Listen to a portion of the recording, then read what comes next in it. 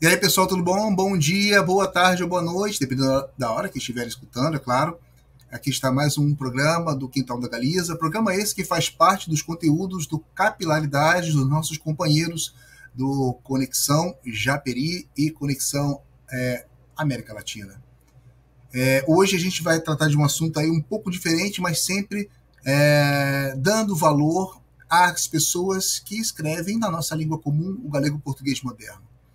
E para isso eu estou aqui contando aqui com o lançamento de um companheiro de faculdade e que depois tomou caminhos diferentes na profissão, no trabalho, e esse acúmulo de experiências que ele trouxe das salas de aulas, desse carinho que ele teve com os alunos e com tudo mais, frutificou numa publicação. Então vou chamar aqui para falar com um grande camarada, Remísio Júnior. Doutor Remísio, bom dia, boa tarde, boa noite. Como é que você está, meu amigo? Bom dia, boa tarde ou boa noite para quem estiver assistindo, né? Tô bem, graças a Deus. Saudades aí de você. Bons tempos, época de rural, épocas de boleia. Né? Olha, nem me fale, nem me fale. Cá em Portugal era boleia. É mesmo? Boleia. E pronto, carona, assim, né? Carona, é verdade. Que a gente pegava carona, que eu falava boleia. Vamos pegar uma boleia. Rapaz. Era época que a gente podia pegar carona, né? O código de trânsito era diferente, podia. Muita coisa mudou, né? As pessoas não andavam com cinto de segurança. Né? Não andavam com cinto de segurança e nem pegava carona, né? Meninas, todo mundo. Bons tempos. Mas olha só, você falou aí de a gente estar um pouco diferente, não, vamos dar continuidade ao seu programa, falando também de poesia e história, né? Porque como eu já te falei nos bastidores, temos aqui também um livro de poesia, Entre o Sono e o Sonho, é uma antologia de poesia portuguesa contemporânea, esse aqui é o tomo 2, esse é publicado pela Shadow Books, que é do mesmo grupo, né? É bem generoso, tem bastante poesias, se eu não me engano são 2.000 e poucas poesias esse tomo 2 aqui, porque é o tomo 1 e o tomo 2. O tomo 1 é de autores da letra A até a letra J, e o tomo 2 é da letra J à letra Z. E então, como é que foi sua participação nesse livro? O que você fez nesse livro? Então, rapaz, quando eu mandei o meu original para a editora, que aí eu já estava em contato com o meu editor, aí eu recebi um e-mail da editora falando, olha, nós vamos lançar agora no final do ano, isso foi ano passado, né, em 2022, aí eles falaram, olha, nós vamos lançar agora no final do ano a antologia poética de poemas contemporâneos portugueses, você tem algum poema que você queira lançar também neste livro? Aí eu não respondi o e-mail, fiz o poema, e quando eu respondi o e-mail eu falei, sim, eu tenho um poema. Aí é um poema que eu falo sobre a minha família, uma família bem há anos atrás, família nordestina, né? No caso, a minha mãe nordestina, que saiu com 3 filhos indo para o Rio de Janeiro. Aí no Rio de Janeiro conseguiu trabalho, se casou novamente e teve mais 4 filhos. Então é uma família grande, aquela família tradicional brasileira, cara, uma família bem misturada de trabalhar, enfim, família que honesta, né? Honesta, simples. A família que batalhou, a família que batalhou. Exatamente. Poxa, que bonito. Olha, eu vou te contar uma coisa. A minha avó, por parte de pai, ela era da Paraíba também. Ela era da Paraíba. E meu avô era do Ceará, do Crato. Então, assim, eu também tenho raízes no Nordeste, lá atrás. Mas assim, as famílias brasileiras são isso, né? E como a gente... Esse poema eu fiz para minha família quando os nordestinos estavam sendo massacrados por causa da época das eleições. Aí eu falei, cara, não é nada melhor do que falar sobre a minha família, que tem lá o sangue paraibano, e a gente provar que nordestino é gente como a gente, e somos todos iguais, e não tem ninguém aí melhor, nem pior, nem nada. Sim. Né? E cada um tem a sua escolha política e, enfim, política, sexual, cada um tem sua escolha. Religião, religião. Tudo você é feliz do seu jeito, né? Exatamente, Vinícius, tem toda a razão. Eu acho que, assim, não sei, de repente, no final dessa conversa, de repente você pode soltar um pedacinho do teu poema aí pra gente. Ou o poema inteiro, quem sabe. Pronto, não, eu vou deixar o teu critério. Tá. Eu quero, assim, bom, eu espero que venha assim esse poema assim, mas eu quero saber o seguinte, como é que é a sua trajetória, antes de a gente falar do livro, né? Porque bom, eu imagino que seja um acúmulo das suas experiências, do fruto do teu trabalho. Eu acho que já são 25 anos, né? Se eu não me engano. Na verdade, eu comecei a dar aula em 95, né? Caramba! 95, 2005, 2015, 28 anos fazendo agora. Caraca, maluco, que doideira.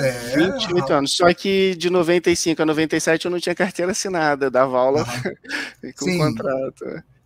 Mas aí, não deixa de. Não foi mas é trabalho. Trabalho, conta como experiência, mas não conta para aposentadoria. Não dá para ganhar todas, né? Não dá para ganhar tudo. Mas, pronto, você estava na Rural fazendo administração e pronto. Por que sair da administração e para onde você foi? Olha, em 1993, turma boa, administração pública e privada, Universidade Rural, turma maravilhosa, tive o prazer de conhecer muitas pessoas boas ali, inclusive você, né, que era daquela turma. E aí a gente teve uma aula que a gente foi para o PQ, se eu não me engano, acho que foi, não sei se foi PQ ou PQ-linha. Para quem não conhece, PQ é o prédio de Química. A gente foi fazer uma aula lá e tinha o pessoal da Biologia. Só que o pessoal da Biologia, nós estávamos numa sala de aula, tendo aula, não sei, de contabilidade, matemática, alguma coisa assim. Era cálculo, disse cálculo. Isso, era cálculo, coisa pesadíssima. E aí eu olhava pela janela, naquele anfiteatro que era assim, né? A gente ficava lá em cima, eu olhava pela janela e via o pessoal, um grupo de pessoas felizes, brincando, olhando para a árvore, vendo pássaros, natureza. Aí eu falei, pô, eu tô aqui trancado, vendo cálculo, aquela galera ali feliz da vida. Eu falei, eu tô no lugar errado. Aí eu fui e pedi transferência para Biologia. E aí, na verdade, tu não podia pedir transferência direto, na época tu tinha que fazer uma prova, né? Aí eu fiz a prova, eu estudei, eu acho que eu fiquei reprovado em quase tudo no segundo período de administração, porque eu estava estudando para Biologia. Tava focado. Aí eu fiz a prova de Biologia, passei, e fui fazer Biologia. Christian, eu acho que eu não estou te ouvindo. Aí eu olhei para a galera que estava estudando, feliz da vida, eu falei, pô, tô no lugar errado.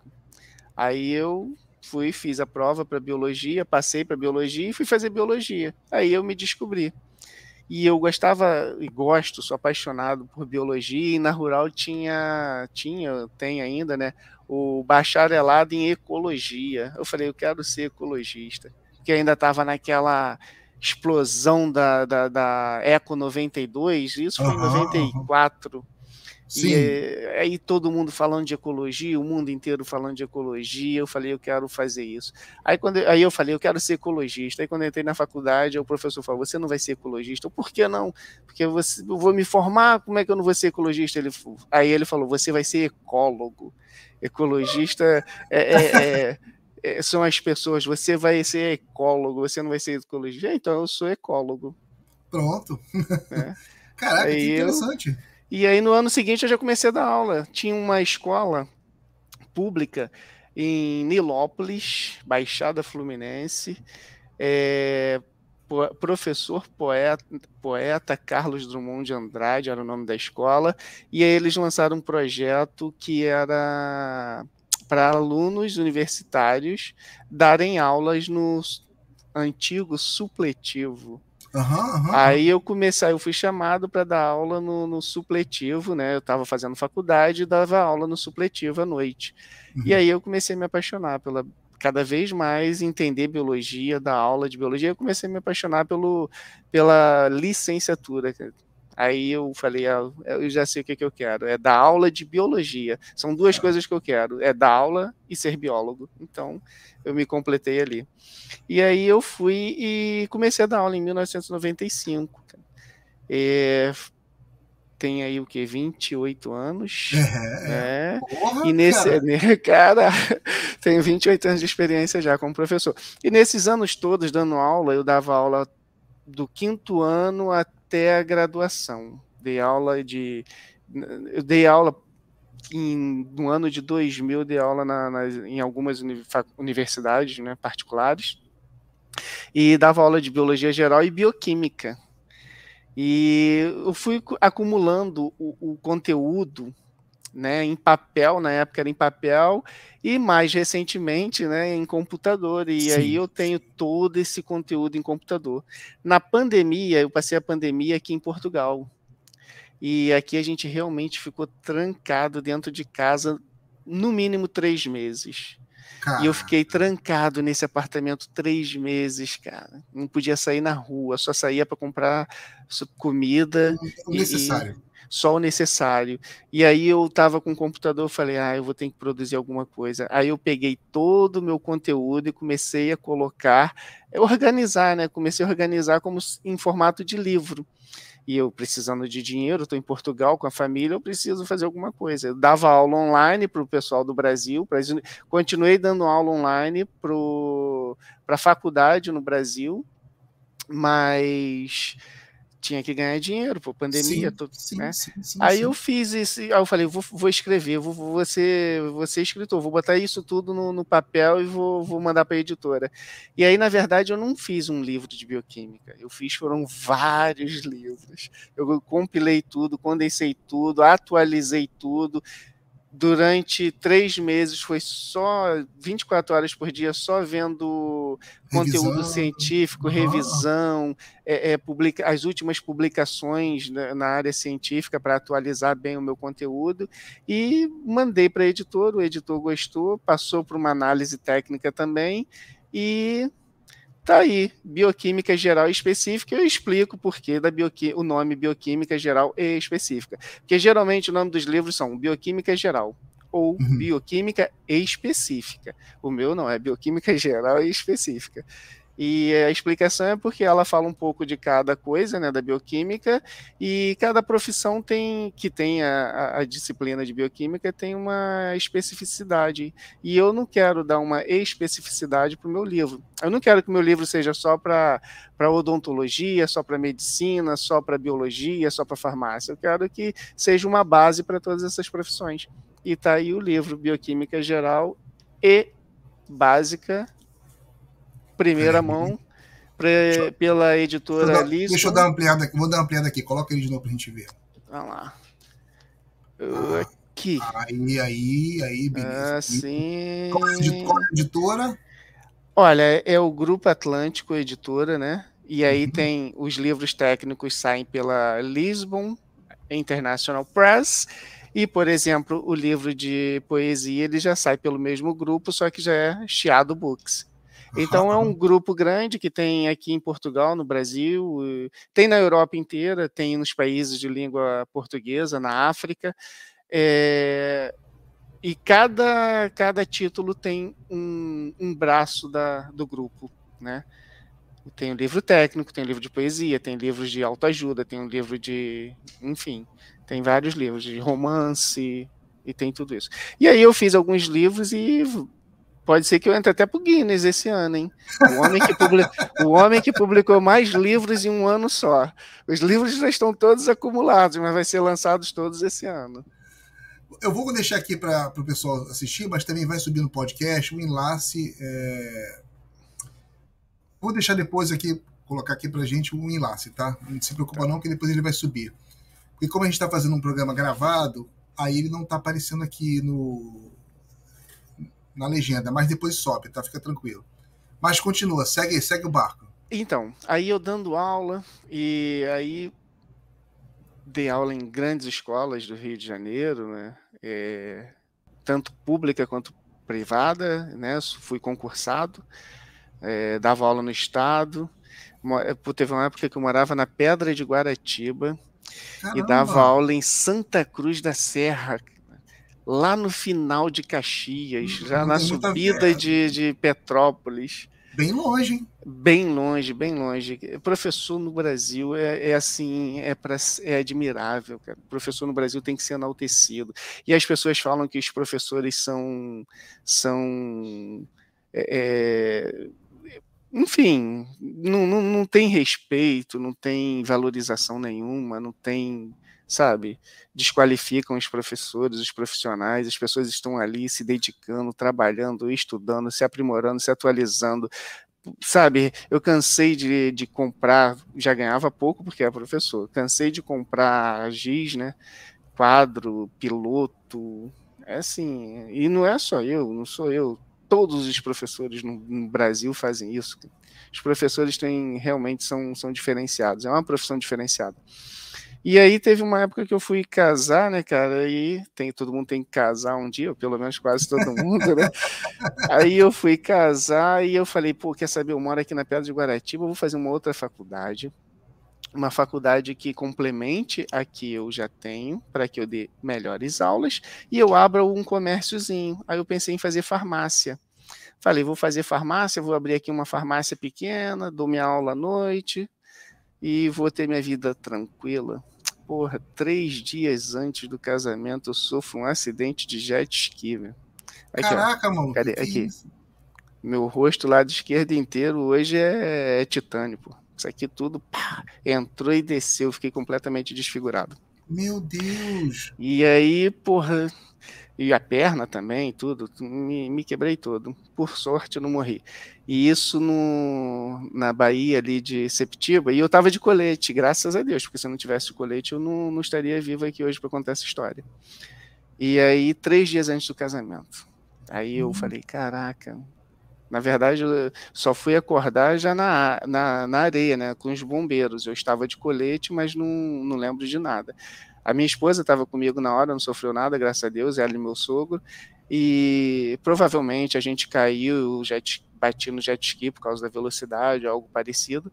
E eles lembram que eu estava falando, mas só viram poça de sangue, porque eu estava todo desfigurado já, abriu, né, que assim. Meu Deus do céu, gente. E eu estava de colete, graças a Deus. Aí eu só me lembro quando eu abri o olho, eu estava sendo imobilizado pelos bombeiros na areia já.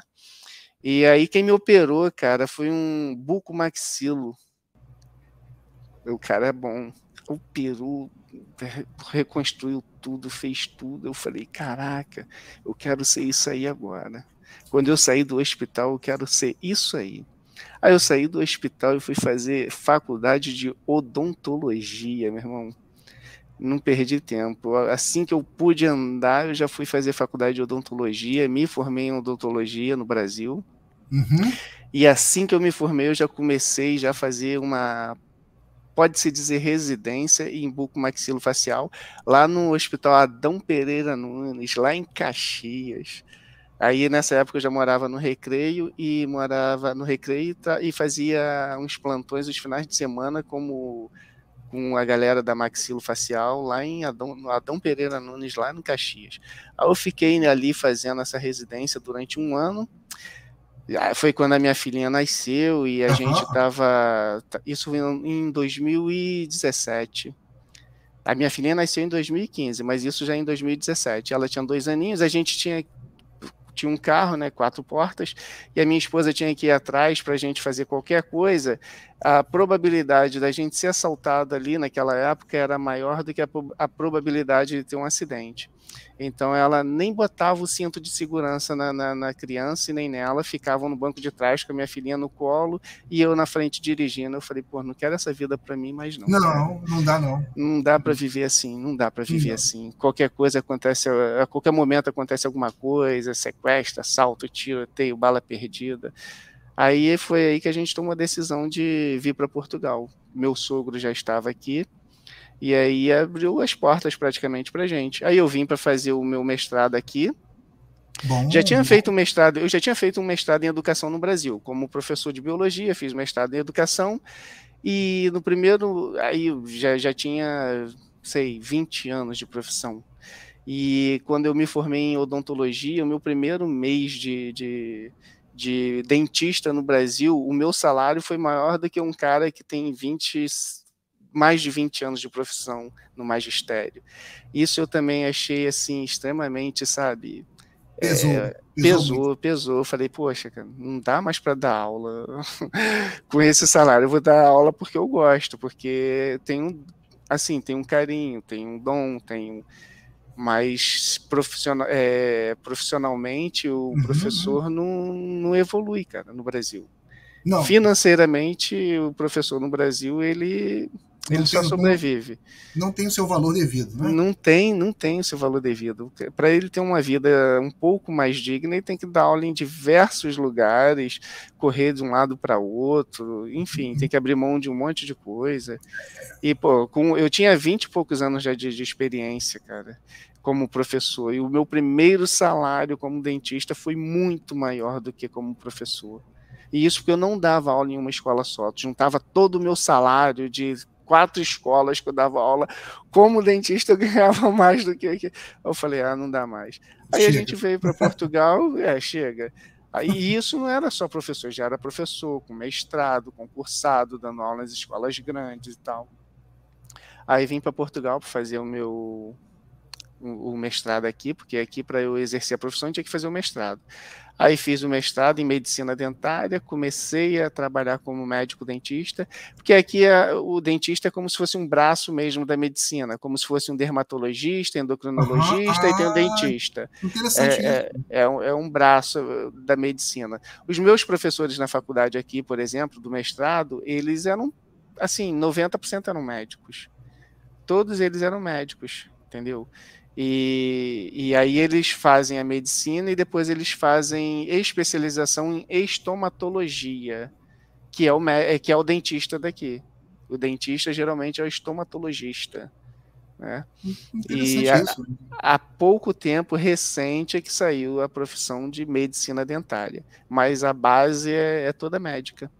E aí hoje eu trabalho cá como médico dentista, aqui em Portugal, trabalho como médico dentista, especialista em cirurgia e harmonização facial. A harmonização facial para tentar melhorar um pouco esse estrago que a natureza me fez. E os traumas que te levaram a outros lugares também, né? Também. Os traumas me levaram a muitos outros lugares. Quando a gente fala de Portugal, a gente está falando do norte, da beira, do sul? Do norte, no Porto. Você está no Porto, né? Estou no Porto, bem no finalzinho aqui do Porto, em Matosinhos, no final de Matosinhos. Perto do aeroporto, tem ali o hospital. Isso, a 8 minutos do aeroporto, em Lavra, no final de Matosinhos, numa freguesia chamada Lavra. Porto que realmente é depois do Douro aí já, e já tá mais para o Minho, tá mais para Galiza, legal. Agora assim, a vantagem é que, pronto, você tem uma publicação que tem alcance tanto em Portugal como no Brasil. Isso. São pela mesma editora ou as editoras diferentes? Não, pela mesma editora. Essa editora, é o Grupo Atlântico Editora, ela tem a .com e a .com.br. E online tem na Europa inteira, que tem alguns amigos também da França, Espanha e Alemanha que já compraram livro na edição digital, né? Edição para formato da Amazon, da Kindle, esses formatos digitais. Sim.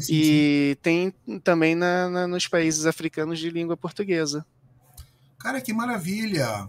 E pronto, assim, eu vou deixar aqui também assim uma informação interessante, que como a gente trabalha aqui com essa ponte transatlântica e transfronteiriça, tem muitos amigos nossos aqui que assistem o nosso canal, que fazem parte do universo lusófono da Galiza. Então, aqueles que querem também adquirir uma publicação escrita num galego etimológico e histórico, também tem essa oportunidade de adquirir seu livro aí por Portugal mesmo, através da compra eletrônica. Então, isso também é uma grande vantagem, né?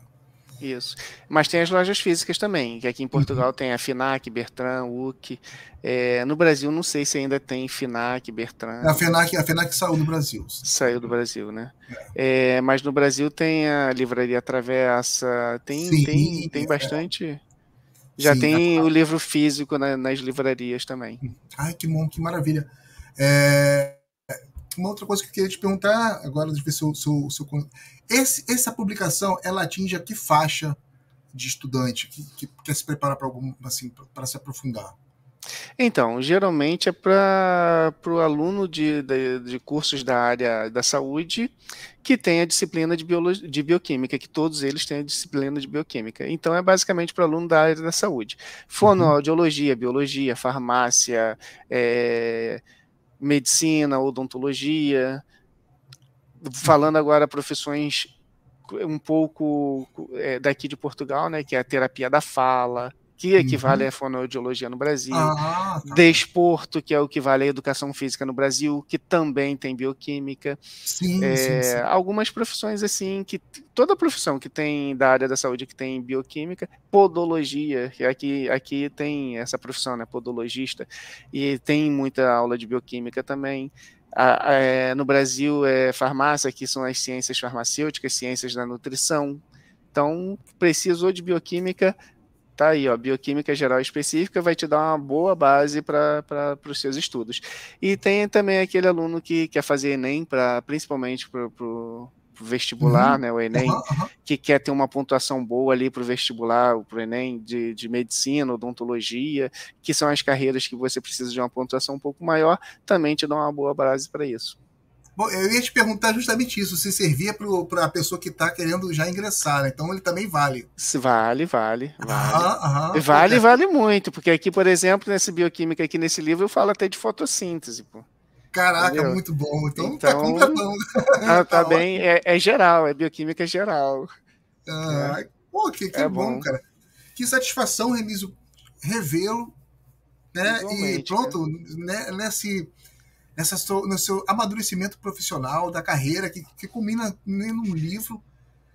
E fechando um livro aqui. E olha, tá saindo novos livros aí, cara, e diversos braços. Vem mais novidade. Daqui a uns 2 meses a gente vai estar dando uma outra entrevista aqui para você. Pô, então vou aguardar e a gente volta a conversar.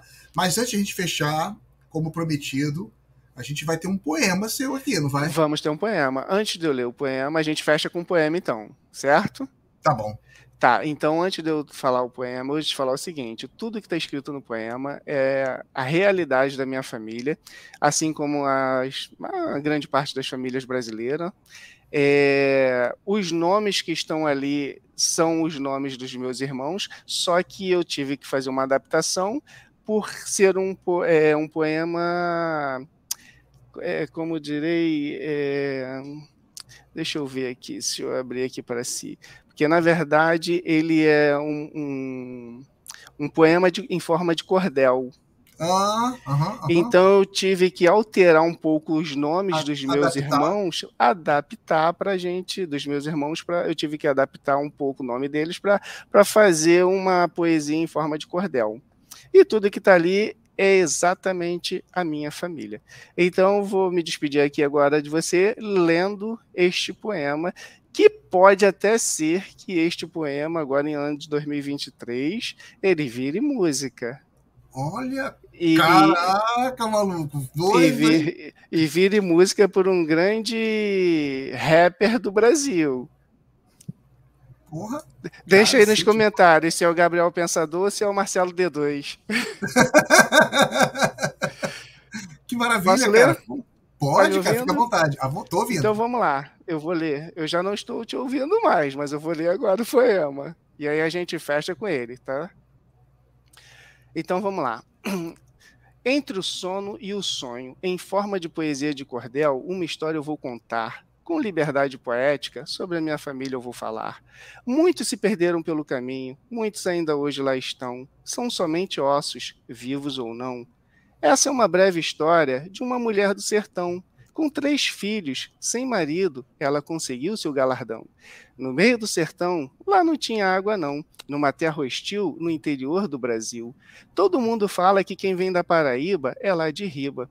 O ano era 1935, quando ela nasceu. No meio do sertão, 3 vidas ela deu. Isso sem uma vida conjugal, no meio ao sofrimento, como não passar mal? Foi para uma terra distante, já na década de 50, com 3 filhos nas costas, quem aguenta? Entre o sono e o sonho, muitas coisas podem acontecer, vidas podem mudar, vidas podem nascer. O primeiro era o Tó, mais conhecido como Fiote. Fiote, velhote, ganhava vida dando trote, sempre no pinote. Correndo para lá e para cá, assim ele se desenvolveu, com canelas finas e cérebro de pigmeu. Ainda era uma criança, com muita esperança, esse ainda conheceu o sertão, e lá não era muito bom. Seu pai só com a cachaça andava, por isso ele os maltratava. A cachaça muitos chamam de mel, mas ali era o fel. Entre o sono e o sonho, quão difícil a decisão, realizar aquilo que se quer ou ficar no sertão. Daí veio Demir, mais uma criança para partir, sair e... Com cabelos encaracolados, ele quis estudar. Não foi muito longe, ele teve de parar. Foi trabalhar para casar. Com o dinheiro que sobrava, ele viajava. O dinheiro ele não juntava, mas gastava. Assim a vida ele viveu. Depois dos 60 anos de idade, ele se arrependeu. Ele vivia contente, mas poderia ter feito diferente. E em seguida veio a Rose, uma menina cheia de pose. Muitos sonhos ela teve, mas o sono a deteve. Numa vida antagônica, ela teve uma paixão platônica. Se casou, mas não foi muito feliz. Ainda hoje carrega consigo uma longa cicatriz. Chegando em outra cidade, no Rio de Janeiro, cidade maravilhosa, ela, conhecida como Dedé, se encantou. Um rapaz com um lindo bigode, ela se apaixonou. Um homem de muita grandeza e muita coragem, assumiu toda aquela linhagem. O lindo bigode surgiu no mundo na década de 40, em plena Segunda Guerra, e juntos ainda estão nesta terra. A união desse casal aumentou a prole, nasceu uma criança que não era mole. Essa criança cresceu, apareceu e virou um pastor, um homem muito sedutor. Ele se perdeu pelo caminho, não por ser um homem mau, mas por não obedecer uma vida espiritual. Das ovelhas ele tinha de cuidar, mas com uma, duas, três ele quis se casar. Isso ele não podia fazer. A sua unção ele começou a perder. Até hoje ele insiste em sua salvação. Espero que disso ele não abra mão, pois ele tem um bom coração. Depois de um cafuné, lindo bigode mais uma vez engravidou a Dedé. Ao saber da notícia, ele orou com muita fé. Com muita alegria e felicidade, esse casal era só cumplicidade. Logo em seguida ao pastor, não esperaram muito tempo, colocaram no mundo mais um elemento. A criança nasceu e seu nome é Remy, um garoto que vivia a sorrir. Cresceu jogando futebol, de campo em campo ele estava, chutando a bola para lá e para cá, era o que ele amava. O futebol era uma coisa de criança, hoje em dia é só uma lembrança. Depois do Remy veio a Zinhá, uma garota com cabelo sarará. Ela continua no sono a sonhar. Com uma vida bem vivida ao lado dos seus pais, ali ela se ancorou como num cais. Ela não quis voar para longe e ainda tem uma vida como um monge. O lindo bigode e a Dedé não paravam de pé. Com muita gula, fizeram um caçula. O caçula era chamado de Nem. Cercado de amor e carinho pelos seus irmãos mais velhos, ele vivia muito bem. Seguindo sempre os bons passos, os bons exemplos de seus irmãos mais velhos, não fazia o que causava dor. Não gostava de ir para a escola, mas se formou. Por isso, hoje ele é chamado de doutor. Ao longo do seu caminho, ele conheceu o amor e procriou. Teve uma filha linda e falante e também muito elegante. Do outro lado do oceano, ele continua com seu sangue paraibano. Com muito orgulho e com muita fé, eu aplaudo a minha família de pé. Este poema em forma de cordel, entre o sono e o sonho, eu termino com mais essa rima. Realize seus sonhos, independente do tamanho dele, e faça da sua vida uma obra-prima. É isso aí, a gente acaba aqui. Eu não estou te ouvindo, mas a gente termina aqui.